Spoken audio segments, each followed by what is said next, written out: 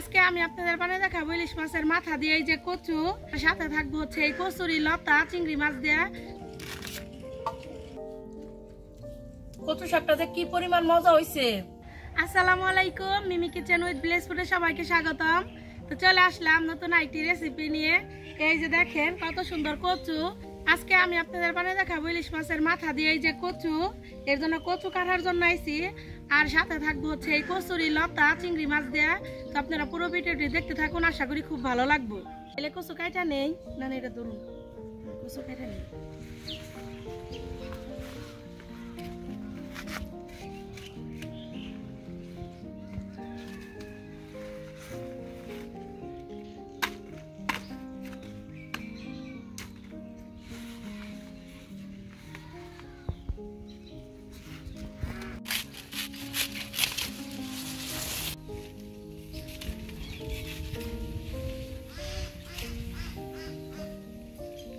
এই কচুর মধ্যে অনেক লতি আছে, এগুলা তুলে নিমু।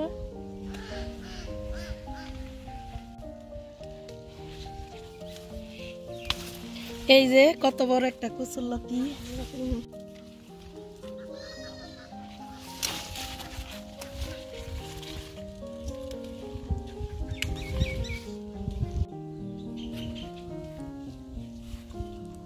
এই যে দেখেন কত সুন্দর কচুর লতি হয়েছে।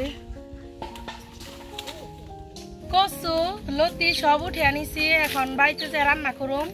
আপনারা পুরো ভিডিওটি দেখতে থাকবেন, আশা করি খুবই ভালো লাগবো।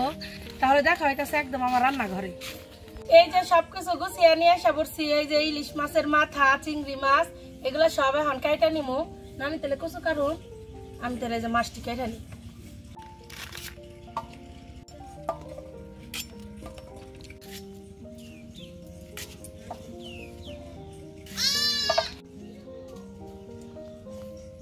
সব টিচার পেটে ডিম হয়েছে না।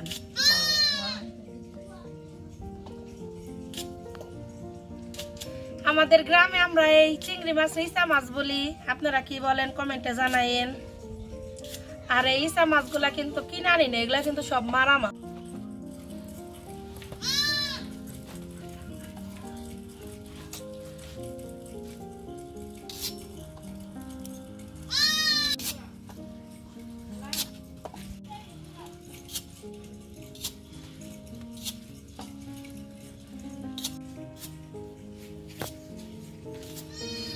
এই যে ইসা মাছ যে বাঁচতাছি, এই যে এগুলা মাথা, এগুলো কিন্তু অনেকে মরিচ বাটা বানিয়ে খায়।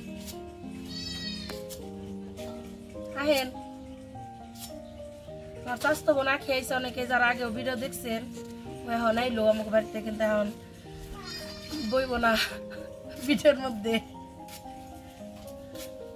আখে ইসা মাছ দিয়ে লতিদা রান্তাছি, আর ইলিশ মাছের এই যে মাথা দিয়ে আজাতি কচু। তুই তো আবার পুয়াতি, তোর আবার ওইগুলো আবার খাইলে ভালো হইব নি। ইসা মাছ বাঁচলে একবার অল্প হয়ে যায়। কি বড় ইসা মাছটা দেখেন। প্রত্যেকটা ইসা মাছের না পেটে ডিম। আগে ছোটবেলায় কল অনেক ইসা মাছ দেখছি নানি, এখন ইসা মাছ পাওয়াই যায় না ভালোভাবে। ওন্দা পানি কমছে, খাবার জামুদি।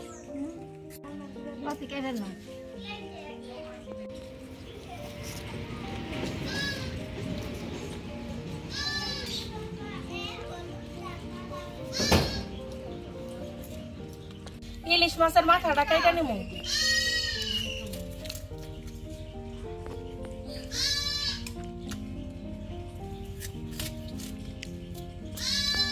ইলিশ মাছ আর চিংড়ি মাছ কাইটা নিছি, এখন তেল দিয়ে পরিষ্কার করে নিয়ে আই।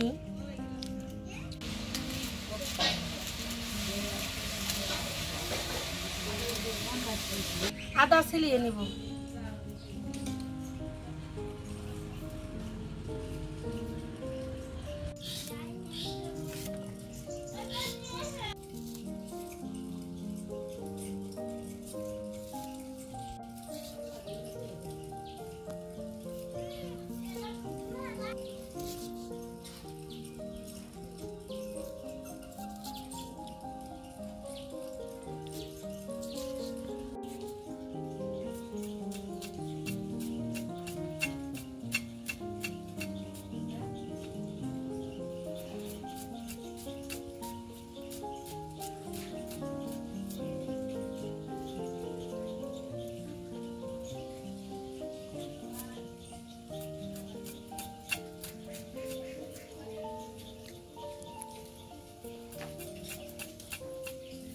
জিরা বাইটা নিব।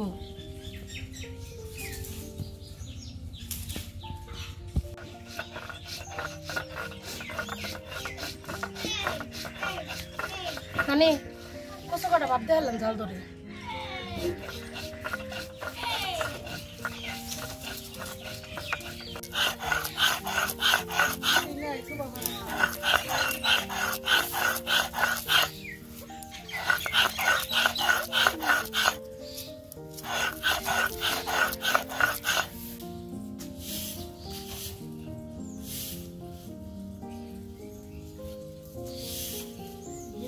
আদা কড়াই দিয়ে দিলাম, এই কচু দিয়ে দিলাম কড়াইতে, এই লবণ দিয়ে দিলাম, একটু পানি দিয়ে দিলাম।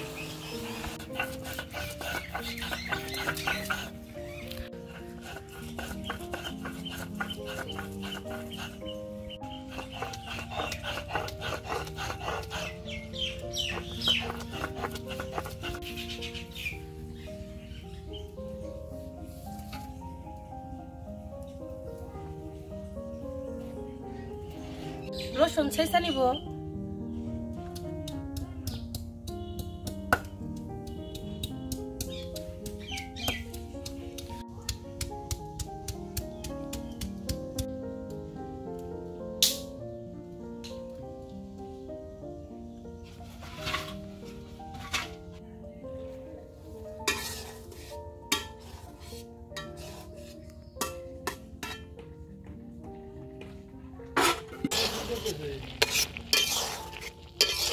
আমার কচু সেদ্ধ হয়ে গেছে, এখন নামিয়ে নিব।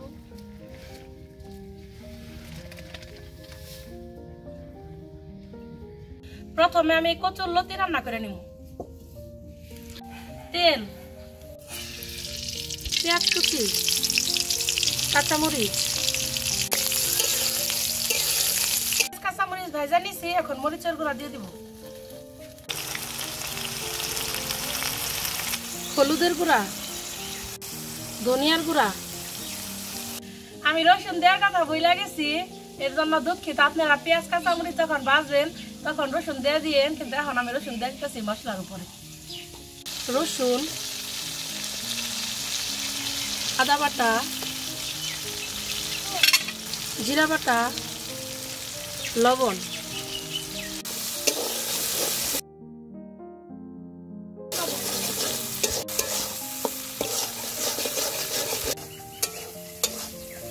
মশলাটা ভালো করে কষে নিচ্ছি, এখন এই যে চিংড়ি মাছ দিয়ে দিব। চিংড়ি মাছ,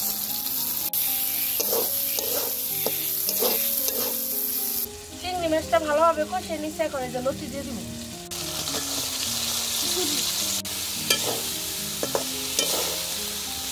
এখন ঢাকনা দিয়ে ঢাকা দিব।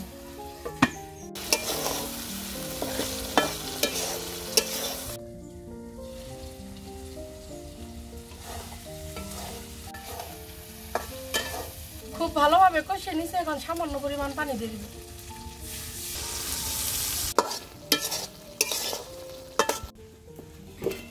খাল দেখুন কি সুন্দর একটা কালার আইছে।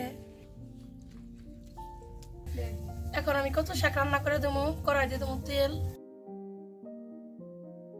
তেলের উপর দিয়ে দেবো গোটা জিরা, লাল দারচিনি, তেজপাতা, পেঁয়াজ, কাঁচামরিচ, রসুন। রসুন, পেঁয়াজ, আদা, জিরা ভালোভাবে ভাজা নিচ্ছি, এখন দিয়ে দিব জিরা বাটা,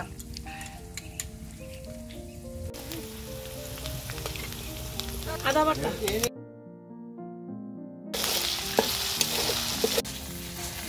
আদা জিরা বাটা ভালোভাবে ভাজা নিব যাতে কাঁচা গন্ধ না আসে। এখন বাকি মশলা দিয়ে দিব। মরিচের গুঁড়া, হলুদের গুঁড়া, ধনিয়ার গুঁড়া, লবণ। মশলাটাকে খুব ভালোভাবে কষিয়ে নিব। মশলাটা ভালোভাবে কষিয়ে নিচ্ছি, এখন মাছ দিয়ে দিব।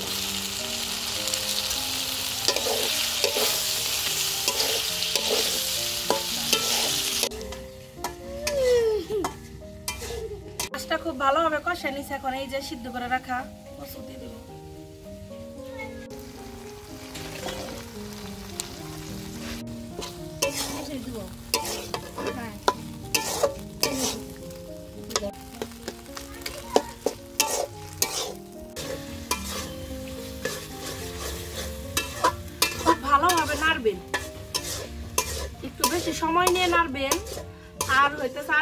কথা, এই কচু শাকটার মধ্যে তেল একটু বেশি দিবেন, তাহলে দেখবেন যে খাইতে একটু বেশি মজা লাগতেছে।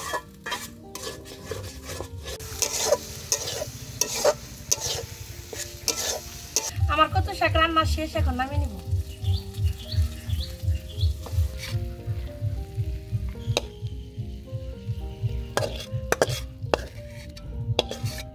দেখেন আমার তরকারি কালারটা কত সুন্দর হয়েছে।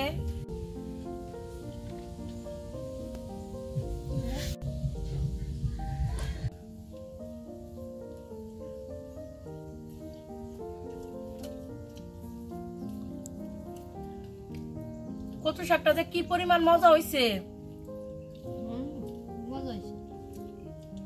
লতা দা চিংড়ি মাছটা একটু খেয়ে দিই।